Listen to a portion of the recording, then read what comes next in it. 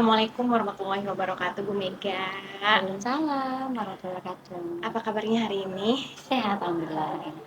Mohon maaf nih diganggu waktunya sejenak ya, Iya. karena terkait tentang ada yang mau disampaikan tentang inklusi. Di sini kan kemarin saya itu dapat bacaan ya, artikel menarik tentang inklusi penelitian pendidikan inklusif di sekolah dasar. Nah, menurut saya itu ini cukup menarik dan dekat juga dengan kondisi pembelajaran kita sehari-hari di kelas, kayak gitu. Jadi saya rasa perlu disampaikan salah satunya ke Bu Mega, seperti itu. Wah, menarik ya Bu Dia. Tentang apa ya? Jadi kemarin kan saya baca 2 artikel. Iya. Artikel yang pertama itu judulnya Strategi Guru dalam Pengembangan Pendidikan Inklusif di Sekolah Dasar. Artikel ini termasuknya ke literatur abu-abu karena diterbitkannya itu di proceeding seminar pendidikan, bukan jurnal internasional yang bereputasi seperti itu. Literatur abu-abu, saya baru dengar itu maksudnya apa ya Bu Dia? Nah, ini menarik nih Bu Ega ya. Literatur abu-abu itu biasanya seperti seminar, proceeding seminar, laporan penelitian, atau repositori dari kampus. Jadi memang proses peninjauannya itu tidak seketat jurnal internasional. Lalu, tapi tetap bisa digunakan karena isinya itu relevan dan membahas praktik nyata di lapangan, apalagi kan kita guru ya. Jadi jurnal itu bisa digunakan sesuai dengan kehidupan kita sehari-hari di kelas. Oh begitu. Jadi untuk isi artikelnya seperti apa ya contohnya? Nah, kemarin itu kan artikel yang pertama saya baca itu terkait dengan menghadapi pembelajaran inklusif. Misalnya dengan pembelajaran berdiferensiasi. Jadi misalnya ada siswa nih di kelas yang inklusif, ternyata kita bisa menghadapinya salah satunya dengan pembelajaran berdiferensiasi, memodifikasi tugas siswa, lalu menggunakan media yang lebih adaptif sesuai dengan kebutuhan peserta didik itu, dan bekerja sama dengan orang tua maupun guru pendamping. Menurut saya ini sangat relate ya dengan pekerjaan kita sehari-hari. Kadang di kelas kemampuan siswa itu kan berbeda-beda, siswa itu kan unik. Jadi guru memang perlu menyesuaikan cara mengajar supaya semua anak itu tetap bisa mengikuti pembelajaran, kayak gitu, Mereka. Apakah ada perbedaan Bu Dia dengan artikel yang pertama tadi Bu Dia jelaskan? Nah, itu ada perbedaannya sekali. Jadi kan kalau tadi yang pertama itu tadi saya sampaikan literatur abu-abu ya, gitu. Kalau sekarang itu membahas satu penelitian atau kondisi tertentu, sedangkan itu kan yang sebelumnya. Kalau tinjauan sistematis itu mengumpulkan banyak penelitian, jadi lalu dianalisis bersama.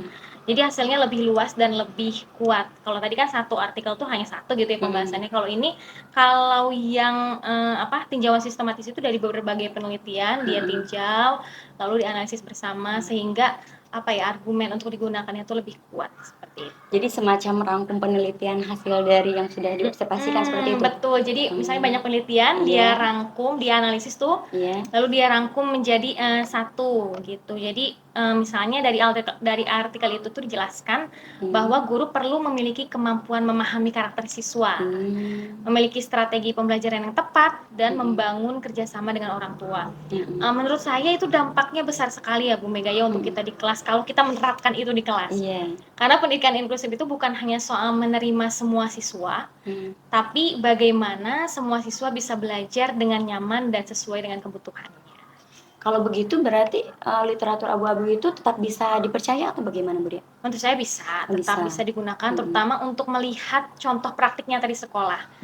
Jadi misalnya hanya saja sebaiknya tetap dibandingkan dengan sumber lain supaya informasi yang kita gunakan itu lebih kuat. Jadi tetap misalnya kalau Bu Mega mau pakai nih jadi dari jurnal literatur abu-abu itu boleh, tapi boleh nih Bu Mega cari-cari lagi yang lain agar lebih kuat gitu argumennya untuk dipakai di kelas. Kayak gitu misalnya tadi pembelajaran berdiferensiasi.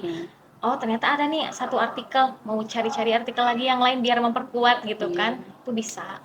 Kalau contoh pembelajaran diferensiasi sederhana itu seperti apa ya Bu Dia? Nah itu pertanyaan bagus ya Bu Mega ya. Jadi misalnya Bu Mega saat memberi tugas, guru bisa memberikan tingkat kesulitan yang berbeda sesuai kemampuan siswa. Tentu kan misalnya murid yang A beda dengan murid yang B gitu ya, atau memberi pilihan cara mengerjakan tugas. Misalnya A cara mengerjakannya dia dengan menulis, yang B mengajarkannya dengan dia menyampaikan langsung ke Bu Mega, itu kan jadi sesuai dengan kebutuhan mereka. Jadi ada yang menulis, menggambar, atau mungkin ada yang presentasi sederhana kayak gitu. Jadi berbeda-beda sesuai dengan kebutuhan peserta didik kita.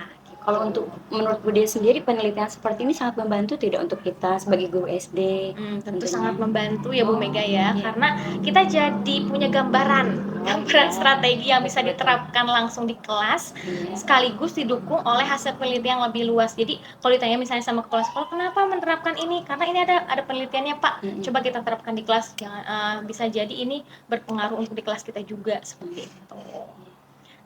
Jadi mungkin ada pertanyaan lagi gak dari Bu Mega terkait yang tadi Mungkin saya secara sampaikan? sederhana sudah bisa dipahami karena penyampaian juga jelas sekali. Jadi bisa lebih paham. Terima kasih banyak Bu Dia sudah berbagi ilmunya tentang pendidikan inklusif pada saya. Mungkin sedikit menyimpulkan sedikit ya. Jadi kesimpulannya itu kedua jenis penelitian ini tuh sama-sama penting Bu Mega. Jadi ada literatur abu-abu membantu kita memahami praktik nyata di lapangan. Sedangkan kalau tinjauan sistematis itu memberikan dasar penelitian yang lebih kuat. Itu. Kalau keduanya digabungkan, menurut saya bisa membantu kita menjadi lebih siap dalam menerapkan pembelajaran inklusif di kelas. Seperti itu Bu Mega. Semoga apa yang saya sampaikan bermanfaat ya Bu Mega. Insya Allah sangat bermanfaat sekali. Terima kasih banyak Bu Dia atas penjelasannya yang sangat mudah dipahami dengan saya pribadi. Bisa dilanjut dulu ya Bu Mega ya.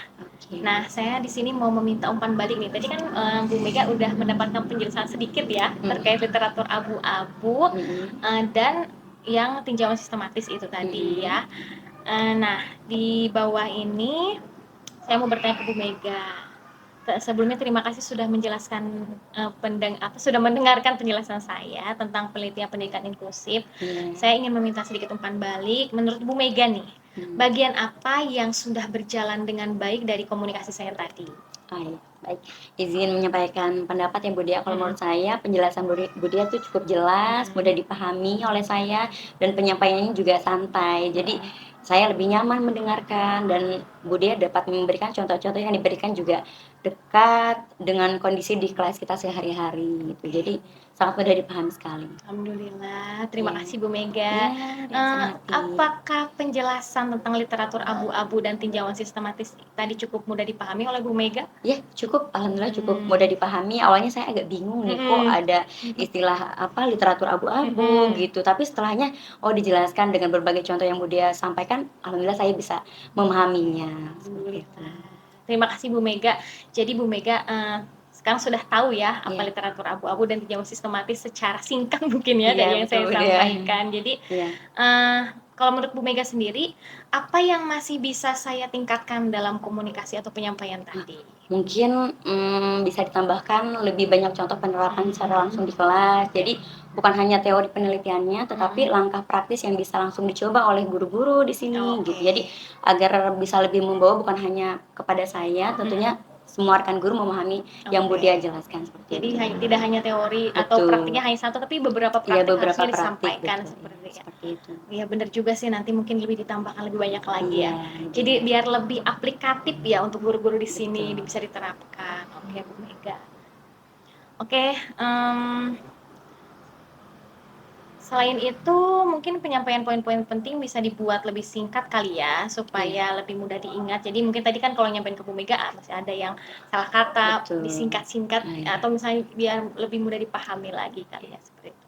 Oke Bu Mega, terima kasih atas saran dan masukannya Bu Mega. Jadi saya tahu bagian mana nih yang perlu diperbaiki untuk komunikasi berikutnya dengan rekan-rekan yang lain, seperti itu. Iya, sama-sama dengan senang hati Bu Dia. Secara keseluruhan sudah sangat bagus Bu Dia. Informasinya juga sangat bermanfaat untuk pembelajaran saya di kelas. Alhamdulillah. Terima kasih banyak Bu Mega sudah memberikan umpan balik. Semoga nanti kita bisa sama-sama menerapkan strategi pembelajaran inklusif itu di kelas ya, biar sesuai dengan kebutuhan anak-anaknya gitu. Jadi strategi pembelajaran inklusif yang lebih baik di kelas.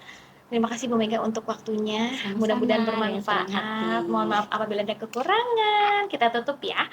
Wabillahi taufiq wal hidayah. Wassalamualaikum warahmatullahi wabarakatuh. Waalaikumsalam warahmatullahi wabarakatuh. Terima kasih.